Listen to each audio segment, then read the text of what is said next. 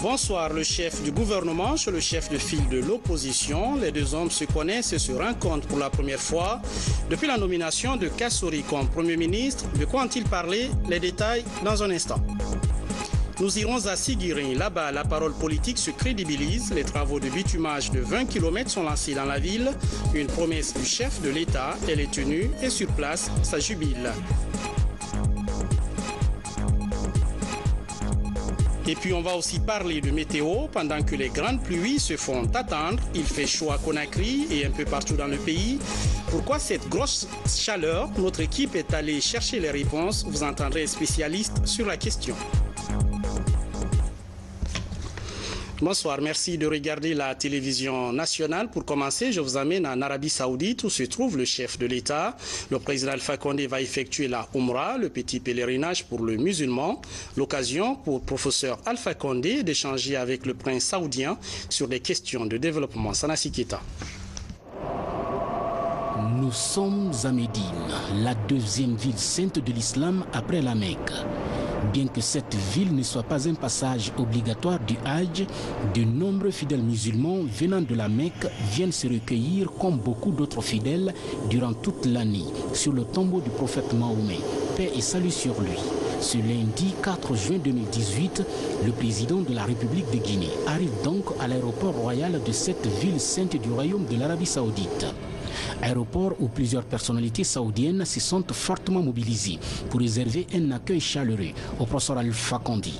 Au salon d'honneur de cet aéroport royal, le chef de l'État guinéen échange avec le prince Faisal bin Salman sur les attentes de cette visite. Une visite consacrée à la Umrah, le petit pèlerinage et aux nombreux entretiens du professeur Alpha Condé avec plusieurs personnalités telles que le président de la BID, Banque islamique de développement, et le serviteur des deux saintes mosquées, le roi Salman bin Abdulaziz. Ici, le prince Faisal a rassuré de son soutien sans détour et de celui de son père, au professeur Alpha Condé, par rapport aux nombreux efforts de développement engagés en Guinée pour le bien-être de l'ensemble des Guinéens. Dans cette ville sainte de Médine, le président de la République, professeur Alpha Condé, visitera le mausolée du prophète Mahomet, paix et salut sur lui, ainsi que plusieurs autres sites qui ont marqué l'histoire de Médine. Retour à Conakry, ce qui concentre l'actualité. Kassory et Selou se rencontrent pour la première fois depuis l'arrivée d'Ibrahima Kassory à la primature en qualité de chef du gouvernement. Un tête-à-tête au cours duquel les deux hommes manifestent leur volonté de promouvoir la paix dans le pays. Et ce n'est pas tout. Que se sont-ils aussi dit? Regardons ce compte-rendu de Kabassouma Adi Kamara.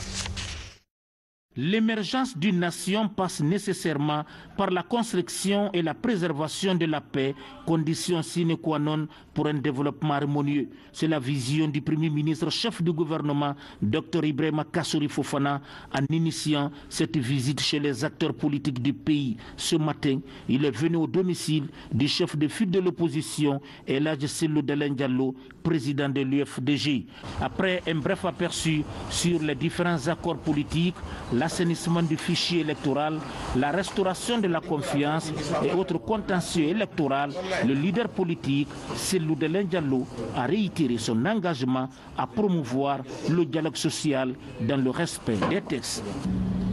Nous sommes entretenus autour des questions d'actualité. Il nous a fait part de sa volonté de promouvoir un dialogue de bonne foi et de contribuer ainsi à la préservation, à la restauration de la confiance et à la préservation de la paix.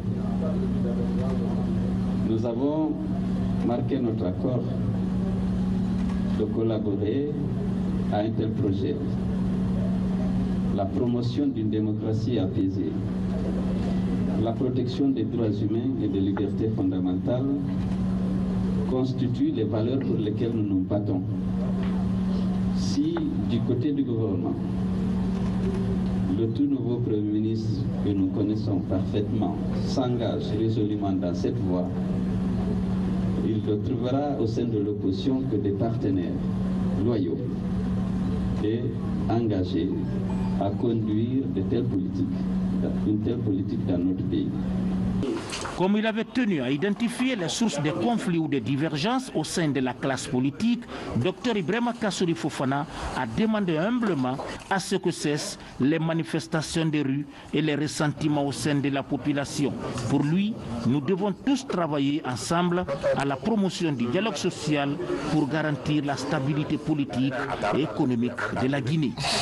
Constitutionnellement, le Premier ministre que je suis, il est de mon devoir constitutionnel de promouvoir ce dialogue, le dialogue social, de manière à garantir la paix sociale, à garantir la cohésion sociale, la cohésion politique, même entre adversaires, il y a un minimum de courtoisie qui devrait permettre d'entretenir des relations conduisant à la paix sociale dans ce pays. Ici, l'atmosphère était détendue, comme pour dire que les messages transmis par les deux personnalités devraient faire boule de neige tout en rassurant les Guinéens quant à la quiétude sociale dans le pays. Allons à Siguiri. La ville change de visage avec le bitumage de 20 km de route. Une promesse tenue du président Alpha Condé. Et sur place, les citoyens manifestent leur joie. Témoignage dans ce reportage de nos envoyés spéciaux à Siguiri, Mohamed Lamine Camara, Ansoumane Toumani Camara. C'est en janvier dernier, lors de la célébration en différé de l'an 59 de la Guinée, que le chef de l'État a donné l'assurance aux populations de Siguiri de la relance des travaux de bitumage de la voirie urbaine. Et aujourd'hui, cette promesse se matérialise. Les travaux de bitumage de plus de 20 km sont relancés dans la commune urbaine.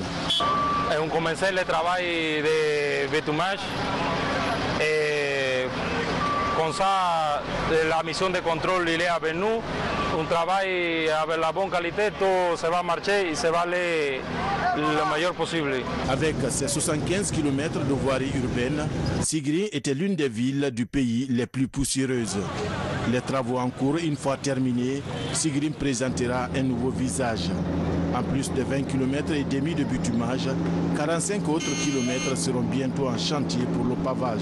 La population de cette commune est très satisfaite de voir aujourd'hui la réalisation parfaite de ces travaux à travers les machines que vous voyez sur le terrain et le bitumage qui a commencé parfaitement. Nous nous réjouissons très sincèrement de ces travaux qui se passent aujourd'hui dans notre ville. J'ai vu le professeur lors de la journée de l'agriculture à Zéro-Corée, je l'ai vu tout en blanc. Pourquoi? Parce que les rues de Zéro-Corée sont goudronnées. Et nous lui promettons qu'il viendra à Syrie en 2019 et il portera du blanc. À part les artères de la voirie urbaine, les travaux de bitumage de la route historique Sigirimville-Bouré-Kintia sont en cours. Des projets routiers initiés par le chef de l'État dans le cadre de son vaste programme d'amélioration des conditions de mobilité des populations en Guinée. Pendant ce temps, Kindia abrite un séminaire de formation des procureurs et inspecteurs des services judiciaires du pays. La rencontre est essentiellement consacrée aux techniques de contrôle et d'inspection de la chaîne pénale, une initiative du Haut Commissariat des Nations Unies aux droits de l'homme qui souhaite améliorer les connaissances de ces acteurs sur le cadre juridique et réglementaire régissant leur travail. Abdoulaye Diallo. La lutte contre l'impunité liée au cas de violation des droits de l'homme apparaît comme l'un des défis majeurs qui s'impose à la justice guinéenne. Dans cette bataille, des acteurs judiciaires venus de Conakry et les régions du pays échangent sur les techniques de contrôle et d'inspection des services de la chaîne pénale, un maillon indispensable pour la réforme du secteur de sécurité et de justice. Cette formation va nous permettre de rendre la justice de la façon la meilleure. C'est-à-dire que nous pouvons obtenir une bonne administration de la justice quand le contrôle se fait. Parce que quand les gens savent qu'ils ne sont pas redevables, quand les gens savent qu'ils peuvent faire tout ce qu'ils veulent et qu'il n'y a rien après, ils peuvent se permettre du n'importe quoi. Par contre, si le mécanisme du contrôle est en place, chacun va chercher à se conformer à la loi, chacun va essayer de respecter le plus les droits humains au mieux d'une bonne administration de la justice guinéenne. L'organisation de ces journées d'échange à Kindia constitue pour le Haut Commissariat des Nations Unies aux droits de l'homme un moyen privilégié pour favoriser la protection des droits humains et la consolidation de la paix en Guinée. Depuis la réforme des codes et lois, la carte judiciaire a changé. Et aujourd'hui, c'est le moment de mettre en place tous les acteurs clés de cette chaîne pénale, de pouvoir renforcer leurs capacités sur les mécanismes de contrôle efficace des services judiciaires. Si hier, vous avez remarqué qu'il y a beaucoup de vindictes populaires, parce que les gens, la population commençait à perdre confiance en la justice. Donc il faut renforcer ce contrôle pour permettre notamment à chaque instance de justice de jouer son rôle. Pendant 4 jours, ces acteurs judiciaires vont se familiariser avec le contenu du cadre juridique des activités de contrôle et d'inspection. Un atout pour améliorer leur connaissance sur la nouvelle législation pénale guinéenne et les instruments juridiques internationaux relatifs aux droits de l'homme. Et puis dans l'actualité nationale, en bref et en images, le ministre de l'Information et de la Communication à la RTG Coloma, Amara Somparé, a rencontré ce lundi les responsables et travailleurs de la radio et de la télévision nationale. L'occasion pour le ministre d'échanger directement avec le personnel pour comprendre leurs priorités. Une rencontre de 2 heures environ sur laquelle nous reviendrons en détail dans nos prochaines éditions d'information avec Mamadou Saluba. Le 5 juin de chaque année est consacré à la Journée internationale de l'environnement. Dans le monde, on annonce un combat contre la pollution plastique. C'est le thème de l'année pour attirer l'attention du public sur une préoccupation environnementale particulièrement d'actualité. Mamadou Alpha Baldé nous en dit plus. Tous les ans, la Guinée produit environ 485 000 tonnes de déchets plastiques. Une bonne partie finit en mer, un véritable problème de salubrité et de santé publique. Les déchets plastiques appauvrissent les terres, polluent l'environnement et sont à l'origine de nombreux dégâts écologiques. Ils constituent 10% des déchets produits. La mort d'1 million d'oiseaux de mer dans le monde est imputée aux déchets plastiques. Sur l'ensemble du territoire national, selon une étude réalisée en 2017, la quantité de déchets plastiques produite est de 0,603 kg par jour et par habitant.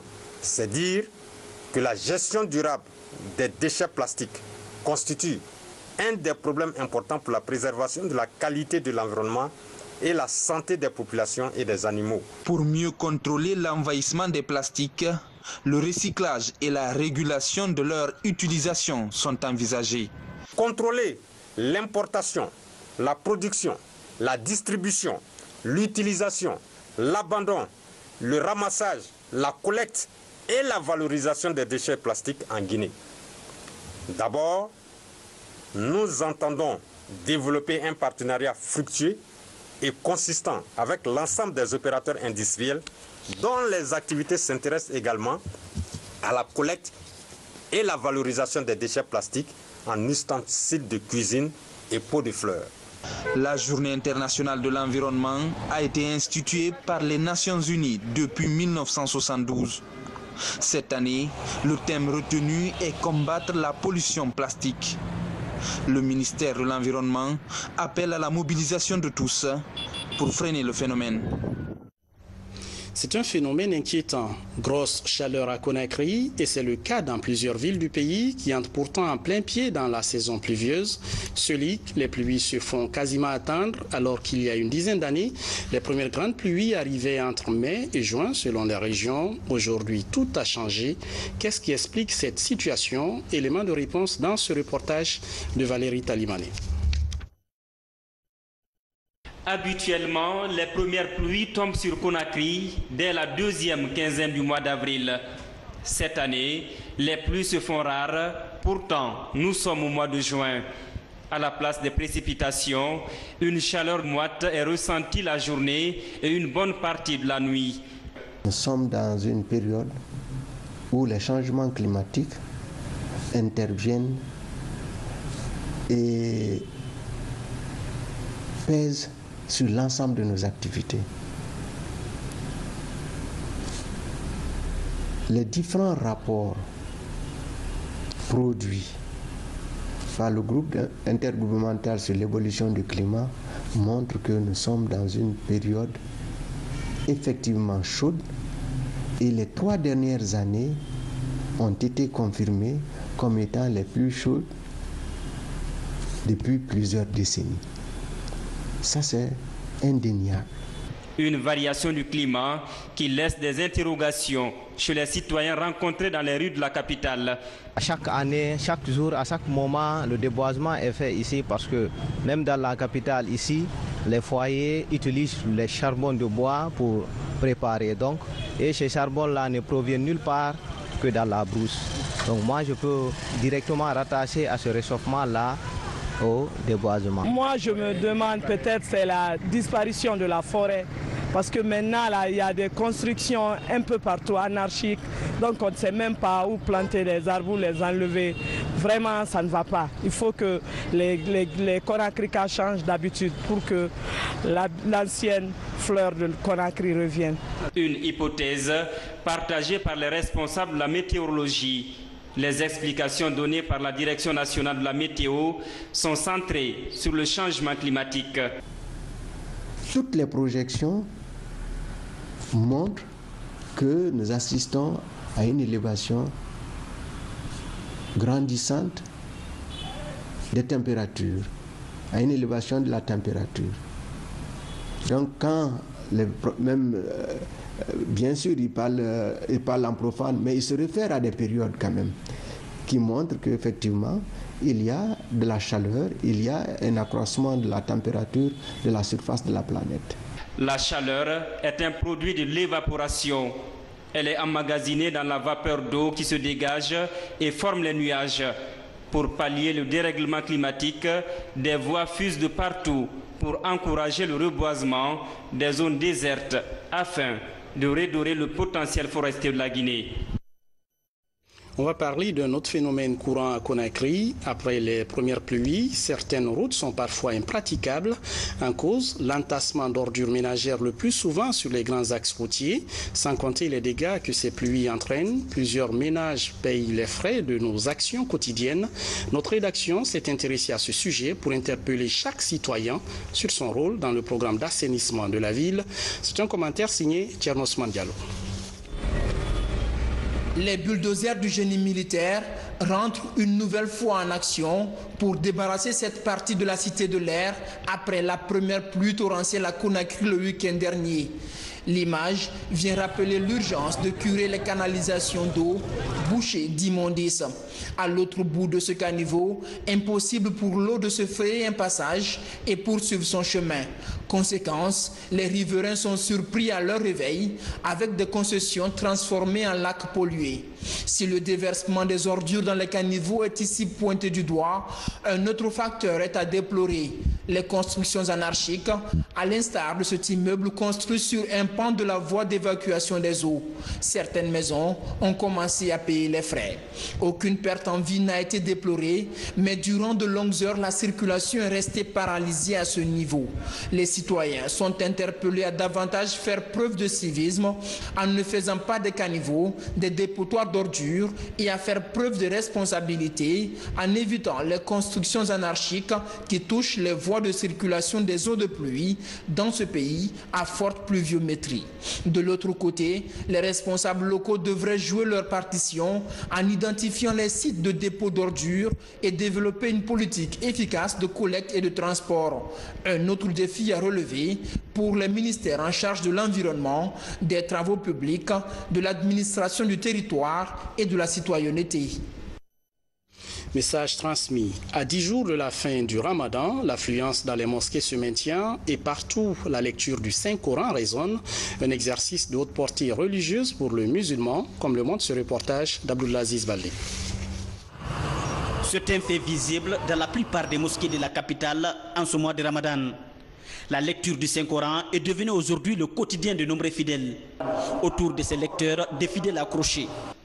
À l'aide de son smartphone, Al-Gassimou Diallo, 17 ans, lit et interprète tous les jours les versets sacrés. Une occasion pour lui et tous les autres de se rapprocher davantage du Créateur. Je veux mieux apprendre la religion, comprendre ce qui est écrit dans le livre du Saint-Coran. Il rapporte des choses qui ont été aussi rapportées par le messager de Dieu, Mohammed sallallahu alayhi wa sallam. Moi je trouve que c'est intéressant.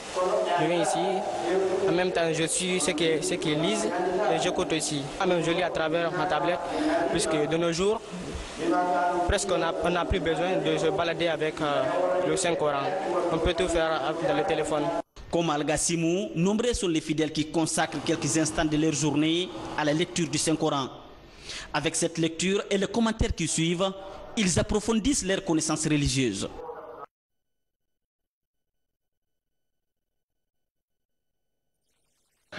Le Coran est notre guide. Tout musulman qui s'adonne à le lire ou à l'écouter aura une forte récompense à l'au-delà.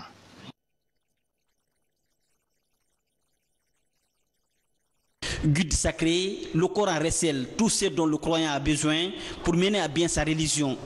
Sa lecture est un élément de fortification à la foi du musulman. Et puis ce Ramadan est l'occasion de redécouvrir la bravoure de la femme. Notre rédaction s'est intéressée à la vie des femmes fonctionnaires pour comprendre comment elles vivent ce mois de pénitence. Est-ce facile de s'occuper de tout? Famille, boulot, cuisine, une rude épreuve que plusieurs arrivent à surmonter. C'est le cas d'une jeune dame que Fatoumata Batouli a rencontrée. Ces images sont commentées par Mohamed Seyar Souma. En ce mois saint de Ramadan, les femmes fonctionnaires sont partagées entre le travail administratif et les contraintes de ménage. C'est le cas de Fatoumata Binta Diallo. Après avoir longtemps cédé la cuisine à une femme ménagère, elle reprend les commandes. Ce qui me pousse à prendre ce mois en charge, c'est-à-dire m'impliquer réellement dans la cuisine de ce mois, c'est parce que c'est un mois béni, un mois de partage, un mois d'amour, un mois de piété, un mois de paix, un mois où toute femme doit profiter pour se faire des bonifications en matière de bénédiction. Pratiquement, je quitte le travail à 14 h. Après la prière de 14 h, je me rends au marché. Du marché, je vais à l'école de mes enfants, je les cherche et de là, je viens directement à la maison. De là, j'entame ma cuisine. Pour elle, préparer pendant ce mois saint est une tradition des plus nobles. Je me suis engagée ce mois-ci, qui est un mois spécial parmi beaucoup de mois, pour que j'accumule des bénédictions, pour me rapprocher de ma famille, pour me rapprocher davantage de mon mari. En ce mois béni, Fatoumata Binta Diallo, mère de 5 enfants, entend partager des moments agréables avec sa famille, toute chose qui renforce les liens entre les parents et leurs enfants. On termine avec cet hommage de la nation rendu à Ben Issa Yassine Diallo, décédé récemment à Genève en Suisse. Cet ancien diplomate et passionné de littérature repose désormais au cimetière Cameroun. Son parcours avec Marie-Angélique Bangoura. Il a passé une partie de sa vie dans la diplomatie et à 79 ans, professeur Ben Issa Yassine Diallo revient au pays dans un cortège funèbre après avoir fait le tour du monde. Ce matin, les honneurs et les mots d'affection ne manquent pas à l'endroit de Ben Issa. Accompagné d'une délégation, le Premier ministre chef du gouvernement est venu présenter les condoléances du président de la République à sa famille. Je me souviens qu'avec lui, quand la Guinée a été agressée en 2000, il fallait chercher les moyens de défendre diplomatiquement et stratégiquement notre pays. Le président Conté, j'étais alors simple chef de cabinet du ministre de l'Intérieur, rapporteur du Conseil de défense et de sécurité, a demandé à M. Issa Diallo de nous aider auprès du gouvernement américain. Il a négocié pour que la Guinée ait un appui américain conséquent et en information, et en équipement, et en financement, pour que le pays puisse se défaire des hordes de rebelles qui avaient transféré la guerre civile en cours en Sierra Leone et au Libéria sur le territoire guinéen. Il est parti au nom de la Guinée à la Maison Blanche il a négocié un programme assez complexe qui allait de l'appui budgétaire à l'équipement des forces armées, à la constitution d'un régiment spécialisé de rangers et aussi à l'équipement en moyens de communication de toutes les frontières sensibles de notre pays. Il a fait cela en tant que Guinéen, sans titre et sans moyens. Ben Issa a débuté sa carrière au ministère des Affaires étrangères. Sa carrière la plus marquante demeure ses 14 ans passés au système des Nations Unies. Là, il brigua beaucoup de postes de responsabilité. Entre autres, représentant spécial du secrétaire général de l'ONU Kofi Annan en Angola. Ici, au Palais du Peuple, les chefs diplomatiques et consulaires, le représentant du système des Nations Unies, le ministère des Affaires étrangères et ses collaborateurs lui rendent un dernier hommage. La disparition de M. Diallo a eu une résonance particulière pour le département des Affaires étrangères et des Guinéens de l'étranger, qui perd un éminent ancien diplomate qui a fortement contribué à asseoir et renforcer le prestige de notre pays sur la scène internationale. Les actions qu'il a menées aux nombreux et importants postes de responsabilité au sein du système des Nations Unies l'ont définitivement érigé au rang de ces grandes figures africaines dont nous devons être fiers.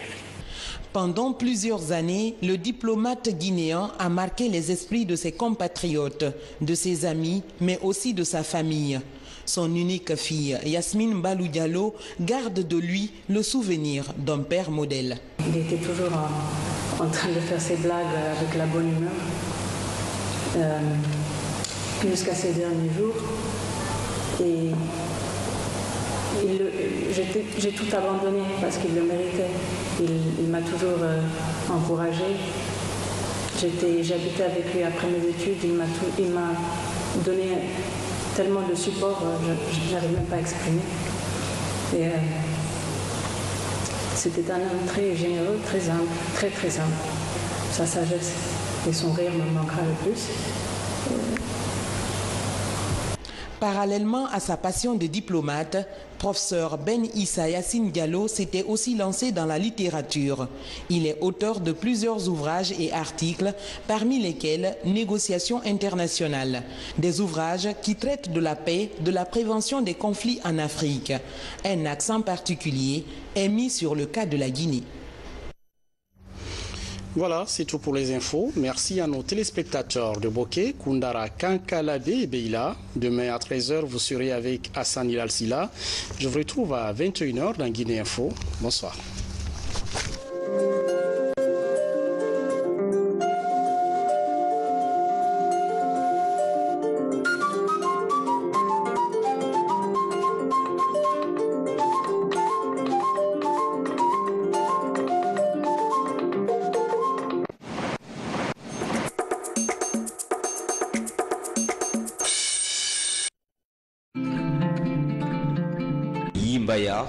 Un des quartiers de la banlieue de Conakry.